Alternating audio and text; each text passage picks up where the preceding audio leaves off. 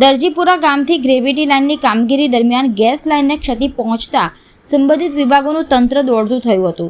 Gas વિભાગ દ્વારા સમારકામની કામગીરી હાથ ધરવામાં આવી હતી. દરજીપુરા ગામથી એપીએસ સુધી ગ્રેવિટી લાઇનની કામગીરી હોય, હાઈવે પછીની કામગીરી બાકી હતી, જે માઇક્રો ટનલિંગ પદ્ધતિથી કામગીરી ચાલી રહી છે. ઇન્વોલ્ટ લેવલ મુજબ કામગીરી કરાતી હોવાનું કપિલ તિવારીએ જણાવ્યું હતું.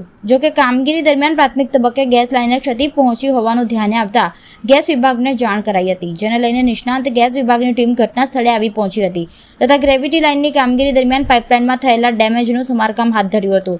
સમગ્ર બાબતે કપિલ તિવારીએ માહિતી આપી હતી.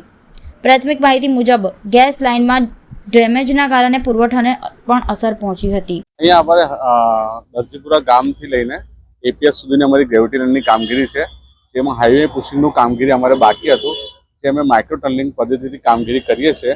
અને અમે ઇન્વર્ટ લેવલ, અમને ખબર હતી કે અહીં લાઇન છે, ઇન્વર્ટ લેવલ મુજબ અમે કામગીરી કરતા હતા, પણ અહીં કંઈ પ્રોબ્લેમ થયું છે એવું પ્રાથમિક તબક્કે ખબર પડી છે. એટલે અત્યારે અમે ખોદીશું તો ખબર પડશે શું છે, એ જ હવે ખોદીશું તો ખબર પડશે કે શું પ્રોબ્લેમ છે.